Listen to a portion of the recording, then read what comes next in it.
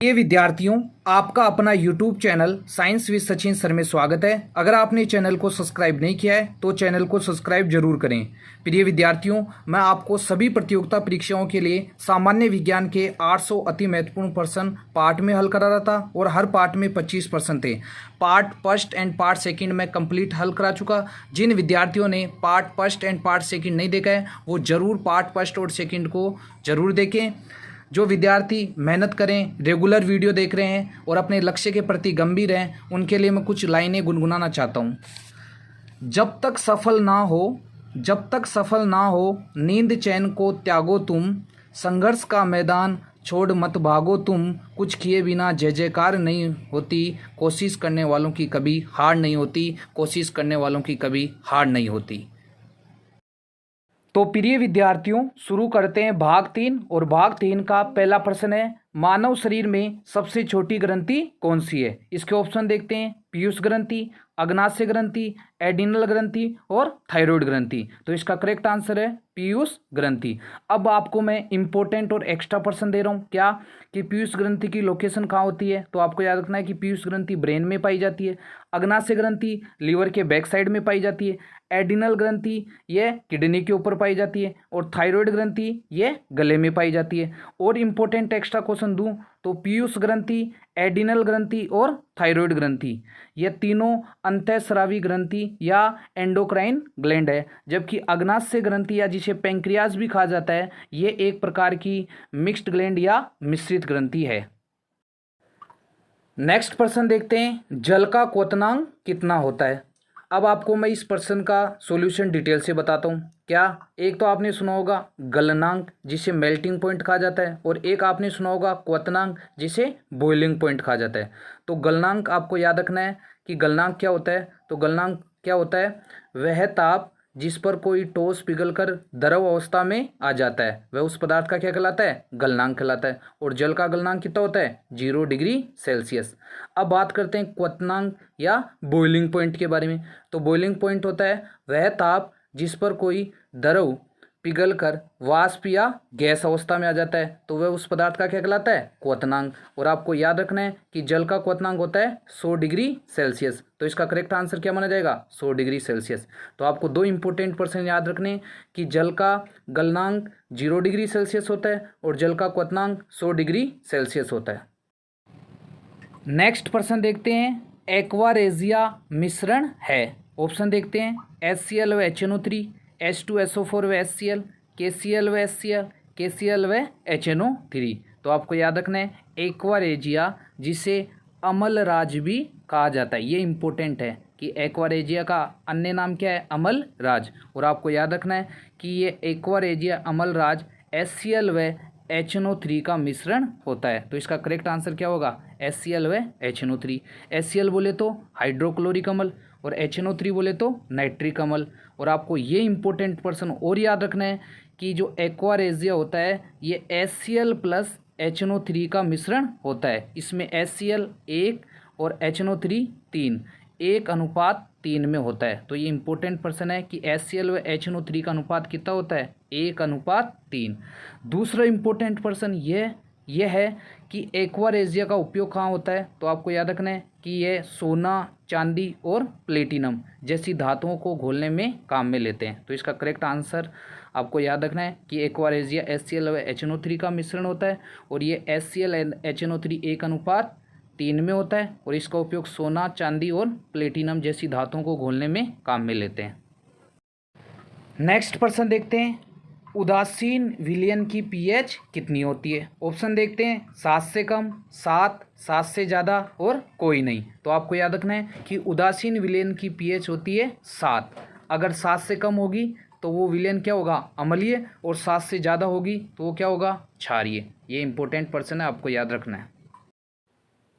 Next प्रश्न देखते हैं, संकटकालीन परिस्थितियों में मनुष्य को लड़ने, डरने तथा पलायन को प्रेरित करने वाली ग्रंथि है। ऑप्शन देखते हैं, अधिवृक्क ग्रंथि, थायराइड ग्रंथि, पीयूष ग्रंथि और थाइमस ग्रंथि। तो आपको याद रखना है कि संकटकालीन परिस्थितियों में मनुष्य को लड़ने, डरने तथा पलायन को प्रेरित करने वाली ग्रंथि कौन सी है? अधिवरक ग्रंथि, जिसे एड्रिनल ग्लैंड भी कहा जाता है। अब आपको मैं एक्स्ट्रा इंपॉर्टेंट पर्सन दे रहा हूँ, क्या कि अधिवरक ग्रंथि को आपातकालीन ग्रंथि या इमरजेंसी ग्लैंड के नाम से भी जाना जाता है। जो थायराइड ग्रंथि होती है वो गले में पाई जाती है और कैसे आकार की होती है, एच आकार की होती है। पीयूष ग्रंथि कहाँ होती है, तो आपको याद रखना ये ब्रेन में पाई जाती है और ये मटर के दाने के आकार जैसी होती है। और जो थाइमस ग्रंथि होती है वो कहाँ पाई जाती है, तो आपको याद रखना थाइमस ग्रंथि कहाँ होती है, चेस्ट में पाई जाती है और ये प्रतिरक्षा तंत्र के लिए मुख्य उत्तरदायी होती है। तो आपको सारे इंपॉर्टेंट पर्सन याद रखने हैं। नेक्स्ट पर्सन देखते हैं, जब कोई विलियन नीले लिटमस को लाल करता है तो उसकी पीएच कितनी हो सकती है। इसके ऑप्शन देखते हैं 5, 7, 10 और 11। अब प्यारे बच्चों, इस पर्सन का सॉल्यूशन मैं आपको डिटेल से बताता हूँ। क्या, एक तो आपने सुना होगा एसिड, जिन्हें क्या कहा जाता है, अम्ल। आपको याद रखना है कि अम्ल नीले लिटमस को क्या करते हैं, लाल। और एक आपने सुना होगा क्षार, जिन्हें बेस कहा जाता है, ये लाल लिटमस पत्थर को क्या कर देते हैं, नीला। ये दोनों इंपॉर्टेंट पर्सन आपको याद रखने हैं। अब बात करते हैं, जो अम्ल होते हैं उनका पीएच मान होता है 0 से लेकर 6.9 तक, और जो क्षार होते हैं उनका पीएच मान होता है 7.1 से लेकर 14 तक। तो ये पर्सन ये पूछा है कि जब कोई विलियन नीले लिटमस पत्थर को क्या करता है, लाल, तो उसकी पीएच कितनी हो सकती है। तो नीला लाल हो रहा है तो मतलब क्या है, अम्ल है, और अम्ल का पीएच मान 0 से 6.9 तक होता है। तो इसका करेक्ट आंसर क्या माना जाएगा, 5, क्योंकि ऑप्शन में केवल 5 ही है जो 7 से कम है। तो ये करेक्ट आंसर क्या माना जाएगा, 5। अच्छा पर्सन है, याद रखना है सारे बच्चों को। नेक्स्ट पर्सन देखते हैं, कार्बन परमाणु की कितनी संयोजकता होती है। ऑप्शन देखते हैं 4, 6, 2 और 5। तो आपको याद रखना है कि कार्बन परमाणु की कितनी संयोजकता होती है, 4। ये अच्छा पर्सन है। सारे बच्चे वीडियो को ध्यान से देखें और अधिक से अधिक शेयर करें, जिससे एक अच्छा स्टडी मटेरियल अधिक से अधिक लोगों तक पहुंच सके। नेक्स्ट पर्सन देखते हैं, ट्यूबलाइट में कौन सी गैस भरी जाती है। ऑप्शन देखते हैं हाइड्रोजन, हीलियम, नाइट्रोजन और आर्गन। तो इसका करेक्ट आंसर क्या है, आर्गन। याद रखना है कि ट्यूबलाइट में कौन सी गैस भरी जाती है, आर्गन। अब आपको मैं इंपॉर्टेंट और एक्स्ट्रा पर्सन दे रहा हूँ। यह पर्सन की हाइड्रोजन की खोज किसने की थी, कैवेंडिश ने। और आवर्त सारणी का प्रथम तत्व कौन सा होता है, हाइड्रोजन। और ये भी इंपॉर्टेंट बात याद रखनी है कि हाइड्रोजन एक न्यूट्रॉन रहित तत्व होता है। तो नेक्स्ट पर्सन देखते हैं, वायुमंडल की अनुपस्थिति में पृथ्वी से आकाश किस रंग का दिखाई देता है। ऑप्शन देखते हैं काला, नीला, सफ़ेद और लाल। तो आपको याद रखना है कि वायुमंडल की अनुपस्थिति में पृथ्वी से आकाश किस रंग का दिखाई देता है, तो आंसर है काला या ब्लैक। तो इसका करेक्ट आंसर है काला।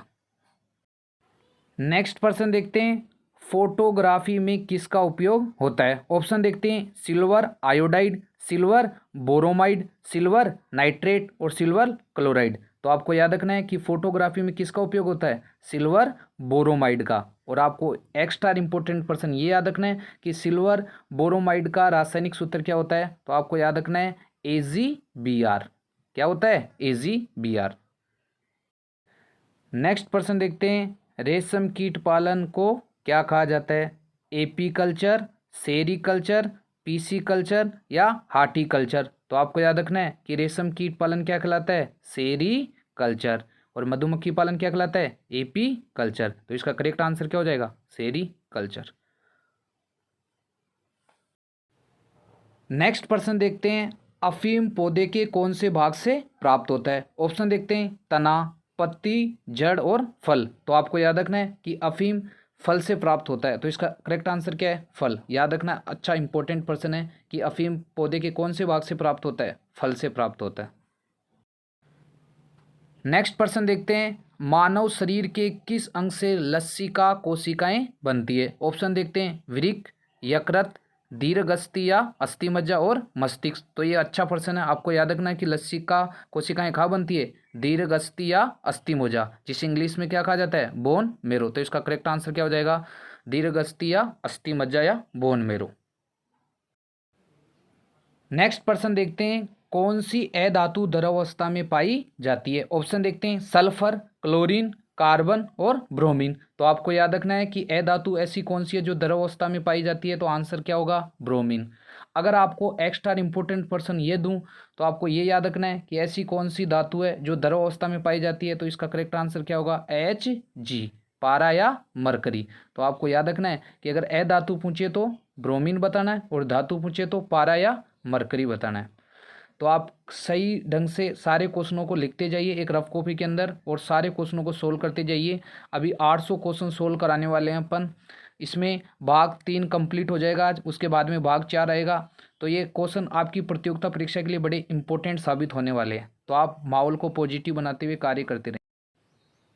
नेक्स्ट प्रश्न देखते हैं, एलिसा परीक्षण का प्रयोग किस व्याधि के निदान में होता है? ऑप्शन देखते हैं, कैंसर, टीबी, टाइफाइड और एड्स। तो आपको याद रखना है कि एलिसा परीक्षण किस रोग के उपचार के लिए किया जाता है? एड्स के लिए किया जाता है। अब आपको मैं एक्स्ट्रा इंपॉर्टेंट प्रश्न दे रहा हूँ क्या कि एड्स के लिए एक तो एलिसा परीक्षण होता है, एक वेस्टर्न ब्लॉट परीक्षण होता है। टाइफाइड के लिए कौन सा परीक्षण होता है? तो आपको याद रखना है टाइफाइड के लिए विडाल परीक्षण होता है।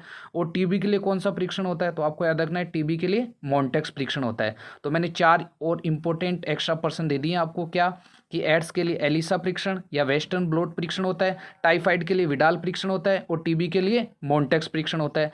अब आपको एक इंपॉर्टेंट प्रश्न सारे बच्चों को बताना है क्या कि एलिसा की फुल फॉर्म क्या होती है। सारे कमेंट बॉक्स में कमेंट करके आंसर बताने वाले हैं। नेक्स्ट प्रश्न देखते हैं, सोडियम हाइड्रोक्साइड विलयन की पीएच होती है। ऑप्शन देखते हैं 7, 4, 5 और 10। तो आपको याद रखना है कि सोडियम हाइड्रोक्साइड का रासायनिक सूत्र क्या होता है? NaOH। और आपको याद रखना है इसकी पीएच कितनी होती है? 14। लेकिन ये इंपॉर्टेंट प्रश्न क्या है, देखो 14 किसी भी ऑप्शन में आपको देखने को नहीं मिल रहे हैं। तो आपको 14 के आसपास का आंसर देना है। तो 14 के आसपास का आंसर कौन सा है? 10। तो ये करेक्ट आंसर इसका क्या माना जाएगा? 10। तो आपको क्वेश्चन ऐसे भी घूमकर आ सकता है, तो आपको चारों तरफ से चौकन्ना रहना है। नेक्स्ट प्रश्न देखते हैं, उपार्जित लक्षणों के वंशागति का सिद्धांत प्रतिपादित करने का श्रेय किसको दिया जाता है? तो ऑप्शन देखते हैं, डार्विन, लेमार्क, रॉबर्ट हुक और लुवेनहुक। तो आपको याद रखना है कि उपार्जित लक्षणों के वंशागति का सिद्धांत किसने दिया था? लेमार्क ने। तो इसका करेक्ट आंसर क्या माना जाएगा? लेमार्क। अब आपको मैं एक्स्ट्रा इंपॉर्टेंट प्रश्न दे रहा हूँ क्या, एक तो आता है कि उपार्जित लक्षणों के वंशागति का सिद्धांत किसने दिया? लेमार्क ने। एक आता है कि बताइए प्राकृतिकरण का सिद्धांत किसने दिया? तो आपका आंसर क्या होना चाहिए? डार्विन।